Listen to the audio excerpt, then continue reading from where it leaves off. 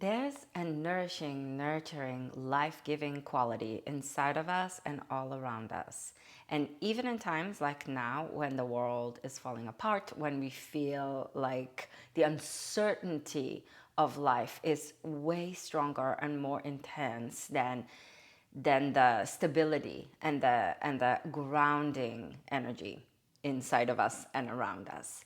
Even in times like now, when we feel so much pain because so many other people feel so much pain, and we feel that the struggle is stronger than the nourishment, even in times like this, there is a power of nurturance and nourishment that surrounds us and that breathes us alive. And the invitation for this conversation and practice is not to bypass the struggles, but to weave together this reality, because the world is a woven together reality of rapture and intensity and ferocity and love and groundedness, that there's this mother to the universe, that the universe is a mother. And this mother is all loving, nourishing, and giving. And she's also from the yoga tradition, from Hinduism, from India. She's Kali. She's this devouring energy of time, right? Because time eats us alive. And I know this because I am now an aging woman in this culture that doesn't approve of aging. Interesting enough. So, hi, I'm Hagar. Welcome to Mama Mandala, where magic is somatic. We're going to bring this cow mother energy into our bodies in a moment. But I wanted us to explore this great archetypal power of the cow. In India, she has been the mother, right? She's the earth. She's this life-giving, nurturing energy of the world. And in ancient Egypt, she's been the sky goddess that arches over the land, where the celestial beings, the stars, the Milky Way poured across her belly as people looked up and saw her as this great cow mother, this nourishment of milk pouring over their heads, over the land. And she was the horned goddess Hathor in ancient Egypt as well. So as that arching cow mother, she was Nut, and as the cow mother of fertility and nourishment, she's Hathor. And here is where I want us to consider something. And I can see it when I read and learn and study ancient Egyptian culture, and I see it and feel it and have been really journeying with it from as I've been studying the traditions of yoga for over 2 decades, that the cow as a mother, as this nourishing energy in the world, is also this lusty desire, sensual, erotic energy as well. That this sexual quality of the earth in spring, for example, when I'm releasing this video, it's in kind of the peak of springtime, when Eros is really pulsing through the land. This time, in a more modern contextualization, is associated with the maiden, and she's about to transition when we arrive in summer into the mother. And in a modern contextualization, there's this separation between the maiden, who is considered in a very patriarchal view, the desired one, there's a separation between her and the mother. And the mother, all of a sudden, in a patriarchal culture, is severed from her eroticism. Not to mention what happens to an aging woman in this culture when she transitions, when she moves, when she sort of stretches the Milky Way of her existence across the canopy of her sky life as she moves toward her more elder years. The separation between her and the eroticism of youthfulness is severed. And so I've been, the last couple of days, I've been immersing myself in cow stories, and I am really feeling so strongly that the archetype of the cow weaves together, stands in her with her 4 legs as the fertility and life-giving energy of the earth, as all the stages of feminine as an archetype, feminine as an energy, feminine as a code, life. That the mother life-giving, nourishing energy is not separate from the erotic, tempting, and I say it in a way of reclamation, to reclaim the energy of temptation, of being a temptress, instead of sticking to it, the negativity that the patriarchy has kind of taught us to reclaim it as this alluring quality that we can weave into the full spectrum, the cyclicality and the power of the feminine, to weave the erotic through the mother into the crone, because it's never not been with her as her.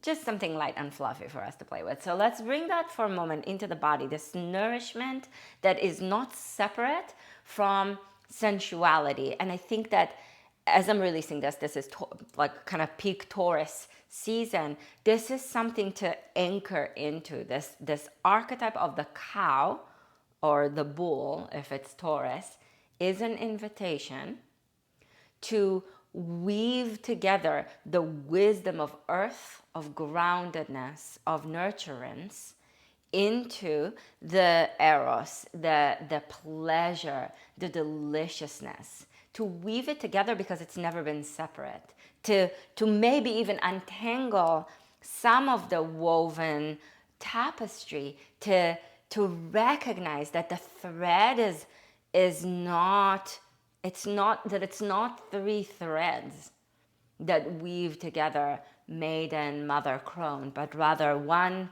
cow overflowing river of milk. So bring yourself right now to all fours, to your hands and your knees. Spread your fingers wide so that you can ground your hands into the earth like you mean it. Toes tucked under for more strength and stability in your legs. And move your hips a little bit side to side so that you find the liquidity of milkiness in the hips, in the spine. Slow breath.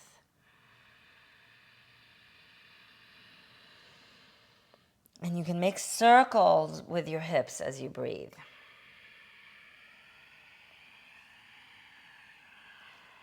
So you breathe in and out through the tone in the back of the throat.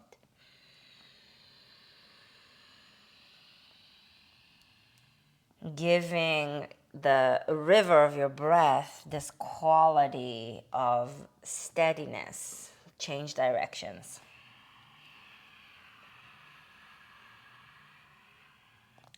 So this tone in the back of the throat is bringing cow-like stability to how you're breathing.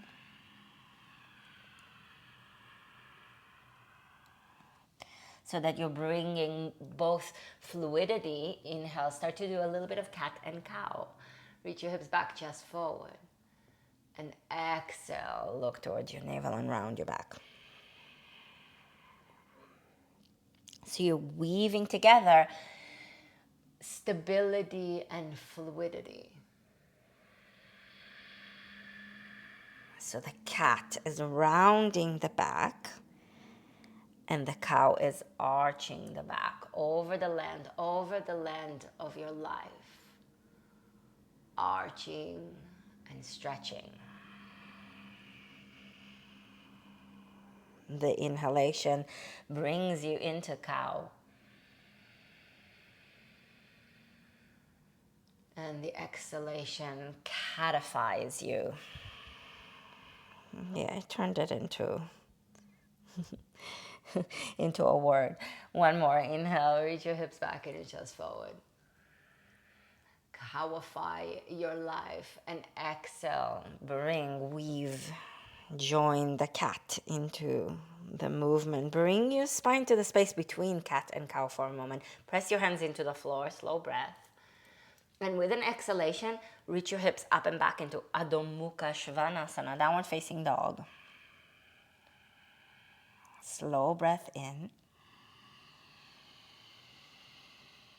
Slow breath out. The hands root into the ground. Push the ground away from you. Reach your hips up high. Ground your heels into the earth. And if your lower back is really tight, bend your knees to give yourself a little bit of a break. Reach your hips back a little bit more so that you're creating a little bit more of a cow-like shape in your spine if your lower back is really tight. Right leg up, deep breath in. If standing on your hands like that, bend your knee and open up your hip, is too much, you can always put the other knee down on the floor. Or you can do this with your hands on a wall or on a table instead of with your hands on the floor, so you're not weight bearing so much on your hands and on your wrists. Reach your leg back, deep, slow inhale. And exhale, bring your foot outside of your hand and bring your left knee down to the floor and reach your chest forward. Slow breath in and a slow breath out.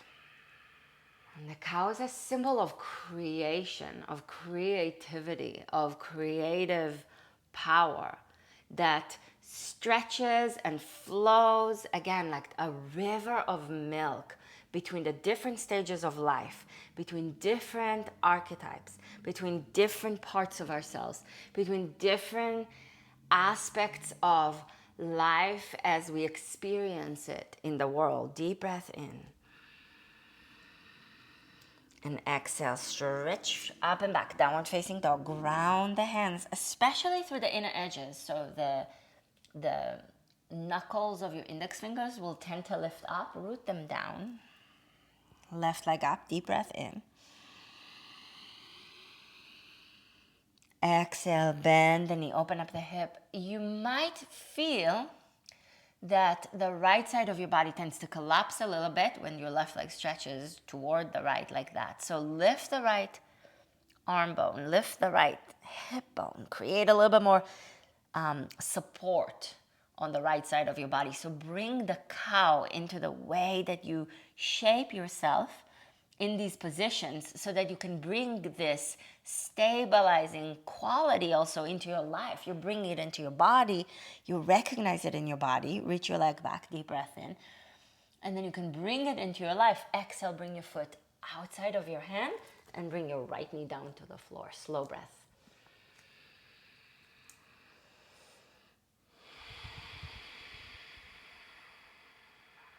And how do you do that? You do that with a creative pulse.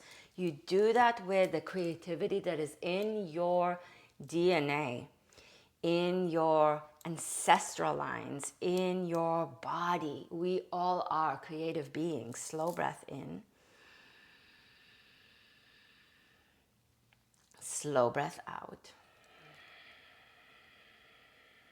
Deep inhalation.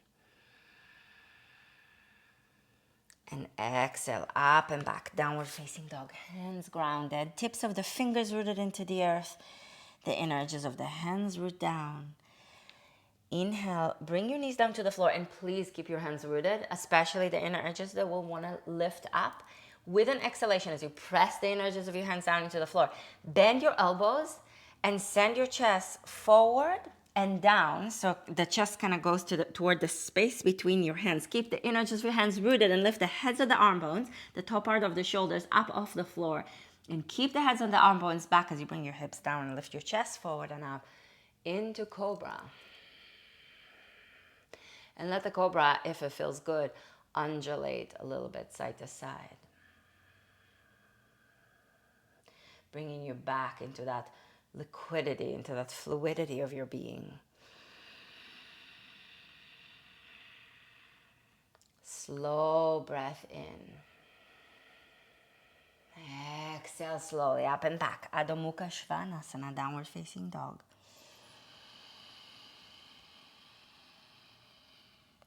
Slow, deep breaths. Be with yourself in the complexity of being a stabilizing force that also is the nourishment that is ever changing, because nourishment reminds us that food is in cycle, right? It's how it grows, how it moves through the body. With your next exhalation, walk your hands back towards your feet. It's not a linear process.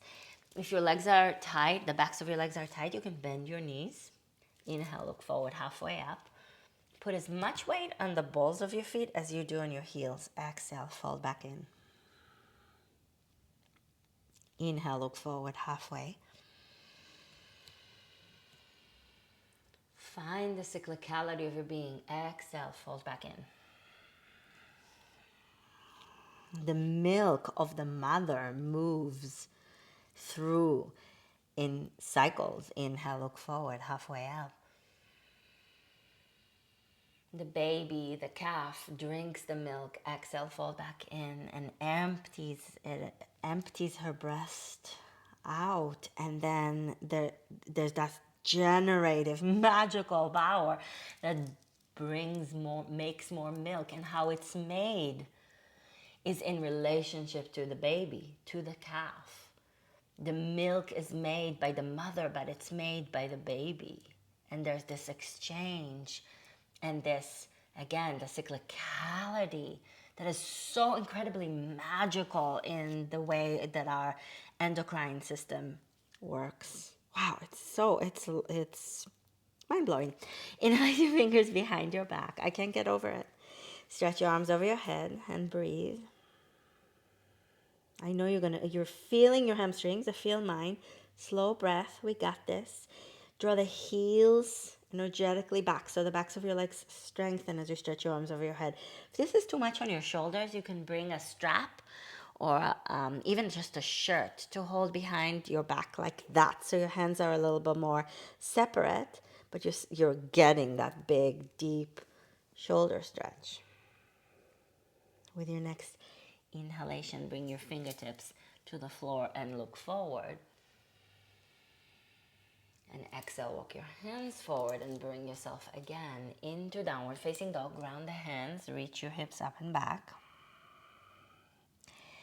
Inhale, bring your knees down to the floor, tips of your fingers rooted, inner edges of your hands rooted. And exhale, lower yourself all the way down to the belly, all the way down to the floor. And interlace your fingers behind your head. Slow breath. With your hands, lengthen from the base of the skull through the crown of your head as if you're trying to grow cow horns, lengthening on both sides. And then press your head back into your hands. So lengthen, but also press the head back so there's an arch and lift. Slow breath.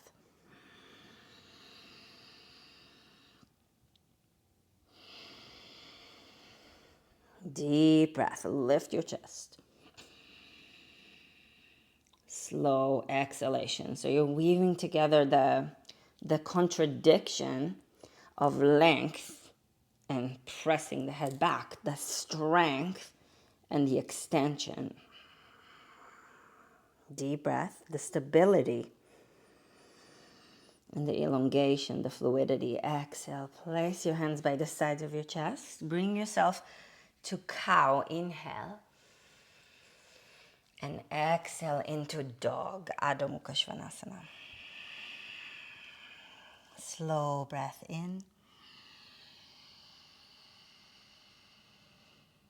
Slow breath out. Bring your knees down to the floor and bring yourself to a seated position. And here's what I just wanted to offer you a couple of options. So you can sit up on a blanket if your hips are very, very tight.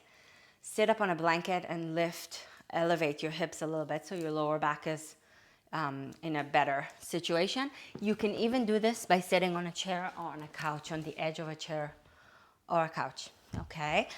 We're gonna bring the right foot, I'll mirror you, the right foot outside of the left knee, Agni Stambhasana, fire log. Spread your toes, flex your feet. This is super important. Spread your toes, flex your feet. So deep engagement in the feet to help protect your knees.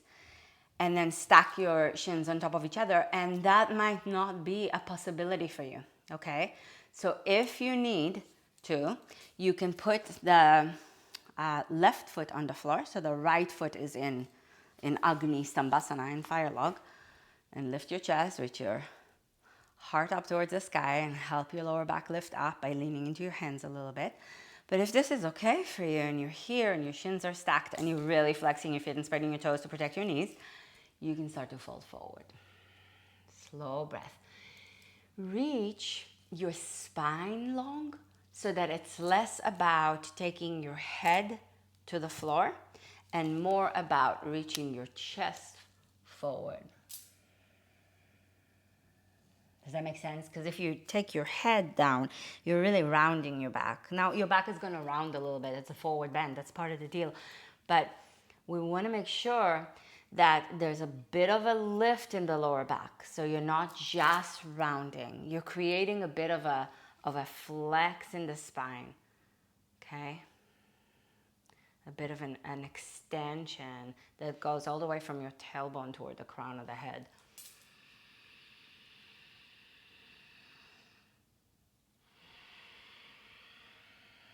So it's both a flex and an extension. It's both and. It's the liquidity and the stability.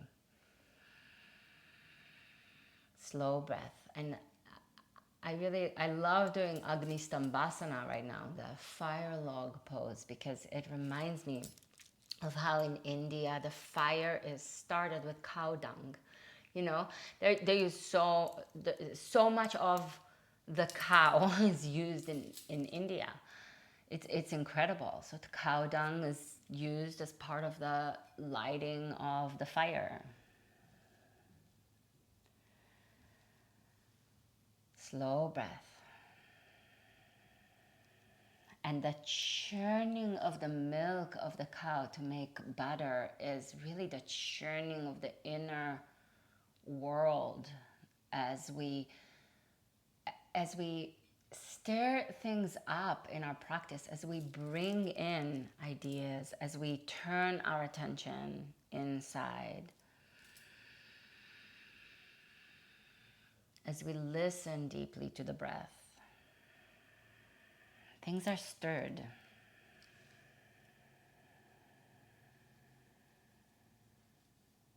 Imagine your hands behind your head and gently press your head back as you elongate your cow horns.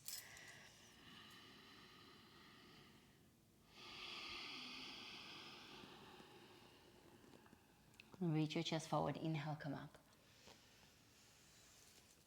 And then stretch both legs forward and shake it out. Other side. So left leg on top. And the left foot comes to the outside of the right knee. And the right foot and the left foot are both engaged. The feet are flexed. The toes are spread. One of the ways to kind of check that your feet are doing what I'm asking them to do right now, which again is really important for the safety of your knee, is to look at the soles of your feet. And if you can see the sole of the foot, if the sole of the foot is turned up a little bit more toward you, that's sickling your foot, your ankle. And that I can feel it already in my knee. So spread your toes and send the soles of your feet to the sides. And again, I'll remind you, you can always put the sole of the right foot now on the floor, the hands behind you, lift your chest. You can do this by sitting on the couch or on a chair. And if you're doing the full stacking of your shins, the full fire log, you can send your chest forward. Also, another thing you can do is put your hands on the balls of your feet and press the balls of your feet into your hands as you draw the tips of your toes toward each other. Slow breath.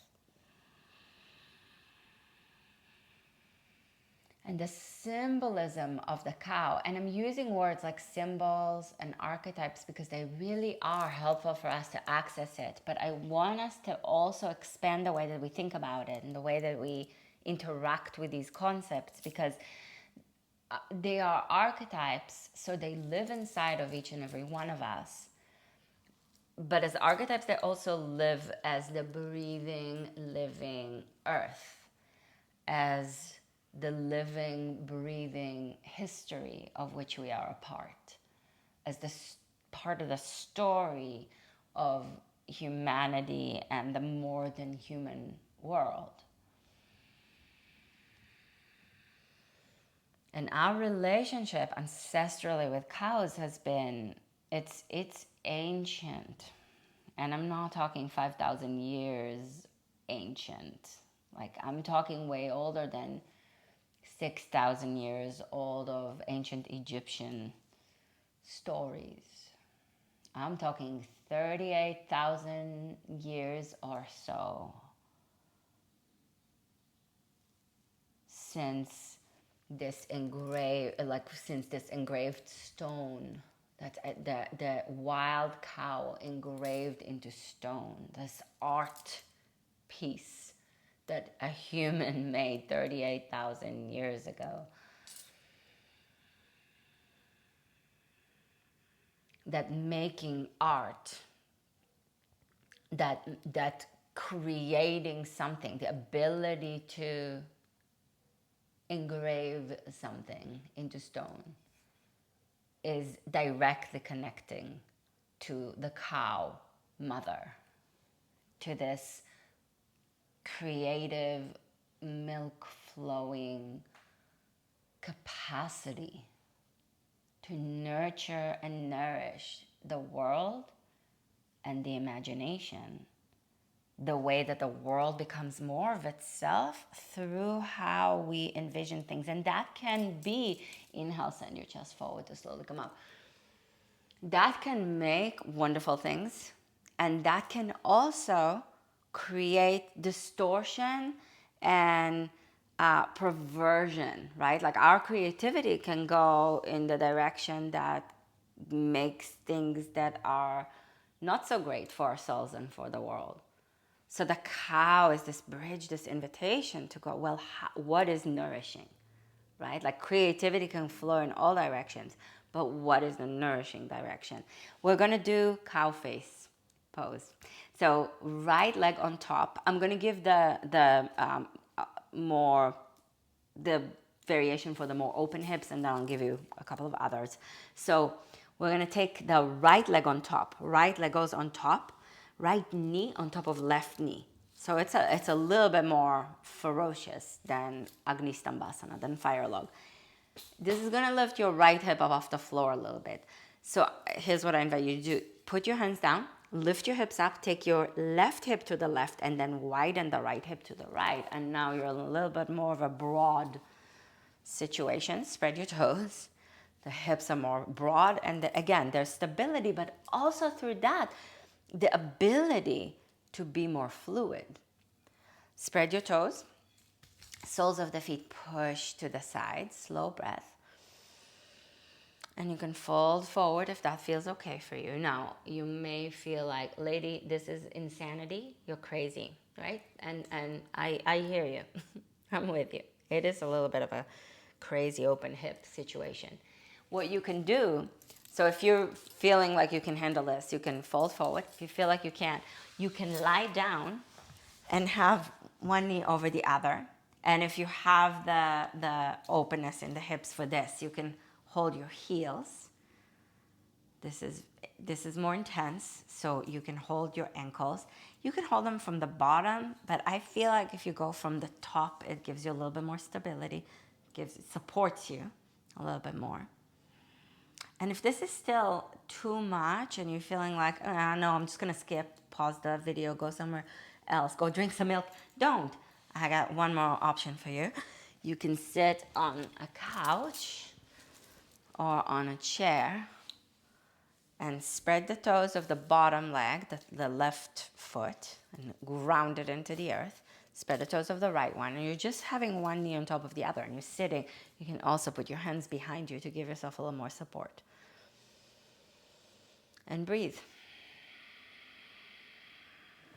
Okay, now wherever you are, except for if you're on the floor, we're gonna bring the left arm over the head and hold the left elbow with your right hand and bring the arm behind your head and press the head back into the arm and send your chest forward. Slow breath.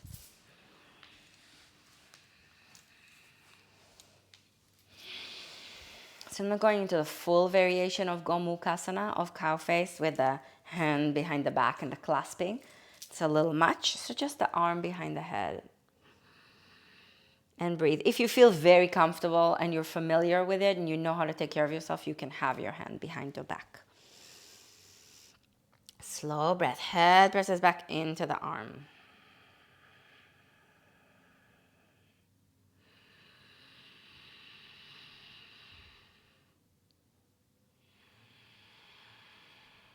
Send your chest forward. Inhale, come up. And then release. The arms, the legs, shake it out. You know what's amazing is that not only is this 38,000 years old, this piece of art from our ancestors depicting a cow. Put your other leg on top, so left leg on top. So knees stack on top of each other. I'll come back to it in a second. Take your right hip to the right, so you pick your hips up. Right hip to the right, left hip grounded. Spread your toes, engage your feet. Outer edges of the feet, push down into the floor. Inner edges of the feet, reach out sideways, right? Like the pinky toe side of your foot draws back and the whole outer edge of the foot grounds down. The big toe mounds, push out away from your center, out to the sides of the room you're in. And slow breath. And you can stay right here or lie on your back. You can have, again, if you're lying on your back, you can hold your heels. That's more intense. Ankles is a little bit more kind. Hands through the top to support your ankles. Or you can sit up on a couch or on a blanket with, a blanket is obvious, but on the couch or on a chair. I start to get high when I practice. So then words are not fully forming. Sentences have a hard time following themselves. So the foot pushes down, the bottom foot, the right foot. The left foot is engaged. Spread your toes, hands behind you to lift your chest and to arch your lower back a bit. So find the place that is appropriate for your body and breathe. We're going to have the arm variation in a moment. You can fold forward if you're seated on the ground. So 120,000 years ago or so, there are bones also with cow bones, also engraved with a depiction of a cow, a symbol of the cow, a mother cow. 120,000 years ago, humans engraved a cow into cow bones.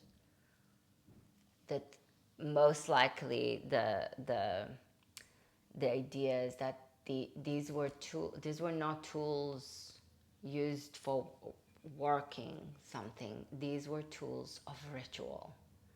So this creative milk flow of our being, in the marrow of our bones, is related to the cow and is activated through ritual.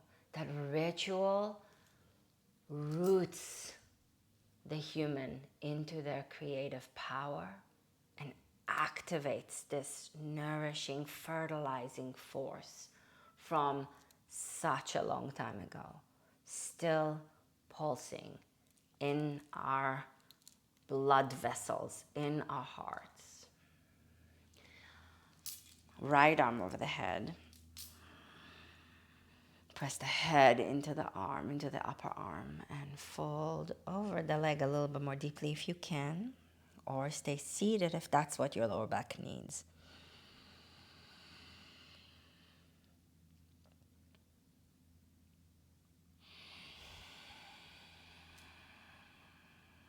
And listening to what your needs are, that's a stabilizing force. That helps you create nurturing and nourishing quality in your relationship with yourself. And this is also the invitation to consider ourselves as a cow mother for more than just our own self. It's both and. It's how do we receive the nourishment of life. Inhale, slowly come up. The nourishment that we are generating inside of us, release the arms, release the leg for ourselves, because we have to take good care of ourselves, and this is a part of what the practice is about.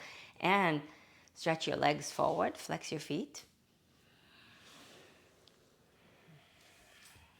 move your hips a little bit side to side, lengthen your spine, deep breath in. You can stay right here, seated right here, if your hamstrings are tight and if that's enough for you. Or if you have the flexibility in the backs of your legs and your lower back feels okay today, you can stretch your chest. It's, again, not your head to your knees, but your chest towards your feet. Grow cow horns, lengthening the sides of your head, the sides of your neck, the sides of your head as you reach yourself forward with your heart. Slow breath. So it is the nurturing of ourselves in the practice of yoga, in the rituals that we create for ourselves, in the sacred relationship. And a lot of us need to engage consciously with choice in a sacred relationship with ourselves. It's necessary, it's needed, okay? And it's a both and. And we want to also weave this nourishing, nurturing, caring, creative power into the world, into what we're bringing as ourselves into the world.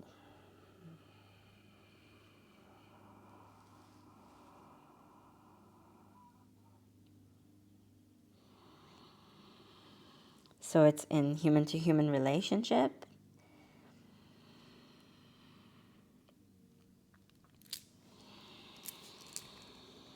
And it's also collectively. And it's also, keep breathing as you take yourself with every inhale, chest towards your feet, and with every exhale, go a little deeper. It's also in the culture that we're creating. And the creation of culture is a multi-stream river of milk. It's not just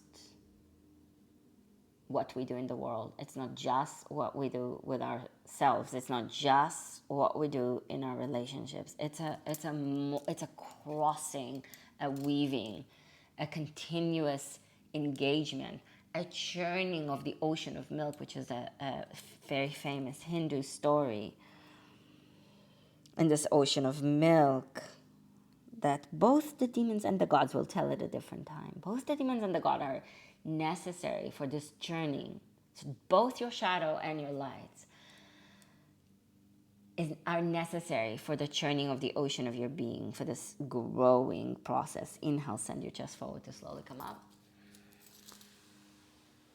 And go ahead and take a seat if you can, if that feels okay for you. And if you feel like you have to finish in Shavasana, lying down, you can. So listen right now to what you need. Hips move a little side to side. Sometimes I feel like after this deep hip opening practice, it feels really nice to sit for meditation. So up to you, let your eyes close. Turn yourself inside. Listen to your breath. And let the ocean of your being be churned by the shadow and the light consciously brought together to stir things around. And I won't tell the whole story now, but out of this ocean, a lot of different things come out. Breathe softly. Part of what comes out is this poison, this toxicity that's threatening to destroy the universe. That inner work is going to do that.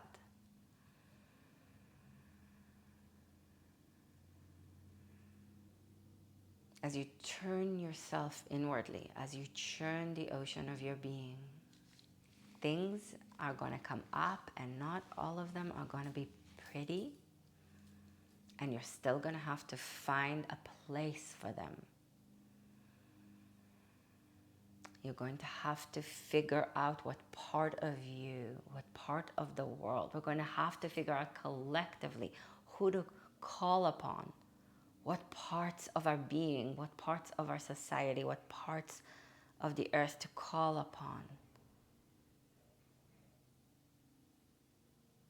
to deal with the poison, with the toxicity. So it doesn't go everywhere, but we find a place for it.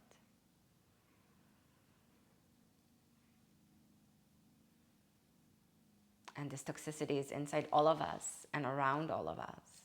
It's not just them.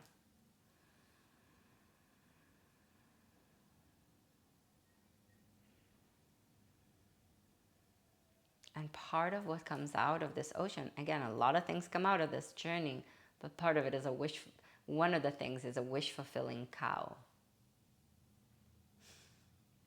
I can't not have a giggle about it. It's so beautiful. Because the cow, this cow is the mother of all sacred cows. The cow is so giving.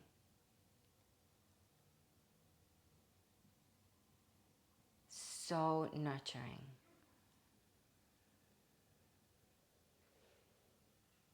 That in her name, there's the name of desire. There's Kama. She is the fulfillment of desires. And so she brings us back to nourishment and wisdom and the erotic being woven with one thread into a tapestry that keeps untangling and reweaving itself in different ways through different phases and different times.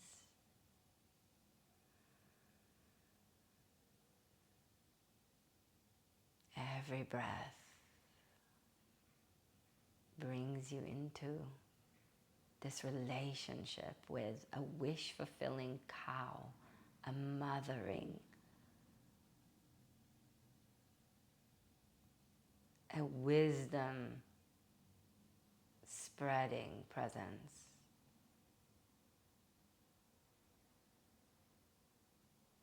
And a seductive, alluring, erotic, a kama, a passion for life itself.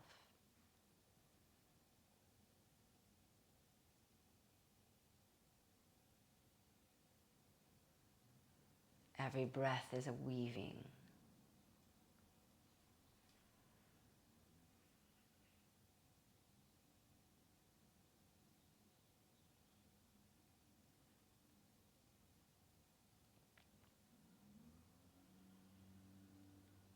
Softly bring your hands together in front of your heart.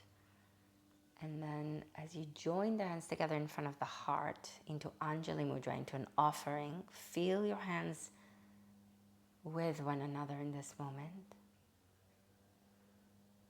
And then softly keep the heels of your hands together and allow the 3 middle fingers, the ring, the middle, and the index fingers to open. So the heels of the hands, the pinky fingers, and the thumbs still touch. This is Padma Mudra, the gesture of the lotus that grows from the mud into this beautiful expression. And that also comes out of the ocean of milk, the ocean of consciousness. So this gorgeous expression of this desireful flower grows out of this ocean, floats on the surface of it, never without its deep connection to mud, to soil, to everything that is under the surface, that's deep in the darkness of our being.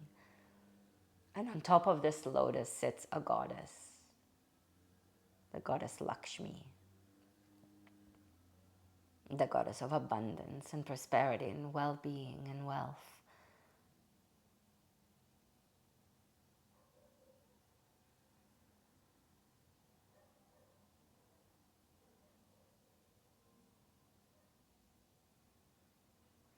And we're reminded that that the beauty of the world, that this presence of Lakshmi is everything that is beautiful in the world, is never separate, it's never not woven, it's never not rooted in mud. It's never not churned by both the demons and the gods, by the darkness and the light.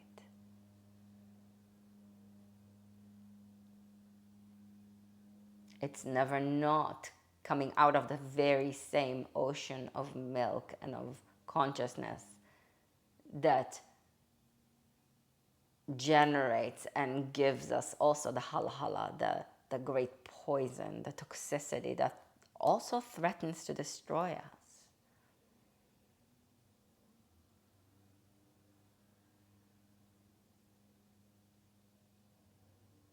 And so we bring ourselves into the center of the world as a wish-fulfilling cow that so many ancient traditions, that the ancientness of our ancestral lines root us into.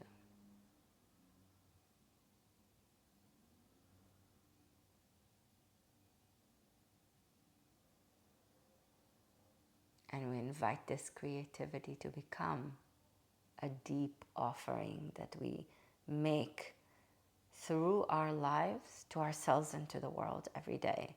So rejoin the tips of the fingers into Anjali, into the heart's deepest offering.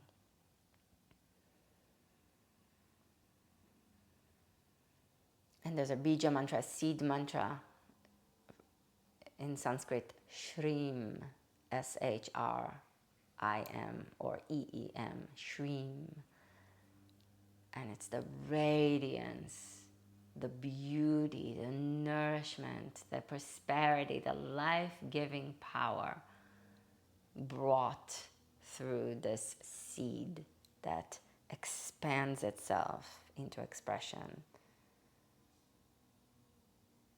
And that is accessible even in these times of upheaval, in our relationships, in how we show up, in the beauty that we still find in the natural world. And it's not in the bypass that we find it, but we find it in relationship to the toxicity, in the way that we find a place to hold the toxicity, so that the radiance can come out on the lotus of our lives into expression. Let's chant it together. Shrim, one time. Deep breath in.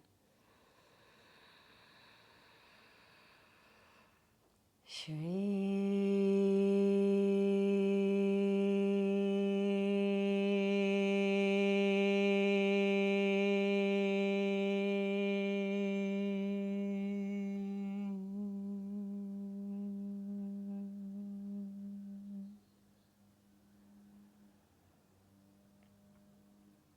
you so, so, so, so much. Really so grateful to have this practice, this conversation with you. If you liked it, put a like on it because it helps other people find this video and find this channel. And if you're not subscribed to the channel, please subscribe. It really helps. It supports my work. If you like my work, that would be, I'd be so grateful for this support. I will leave a link for you in the description of the video to an essay that I wrote about the cow and this archetype, and it expands the conversation in a different way and in other ways. And I will also leave a link for you in the description of the video for a somatic ceremony to take this kind of qualities of the erotic nature of this time in the world, this time in nature. If you are catching this around Taurus season, the Beltane somatic ceremony is up. Beltane is a phase in nature and a phase in the wheel of the year that is in the middle of spring, and it connects you to the eros of life in a really deep, meaningful way. There's a deep mythopoetic conversation that takes you through archetypes and stories, and then there are 6 different practices. So it's a big, extensive, beautiful, meaningful ritual practice conversation journey. So I'll leave a link for you in the description of the video for the Beltane somatic ceremony for you to explore. And I will see you soon. I'm so grateful for your presence. Thank you so much. Namaste.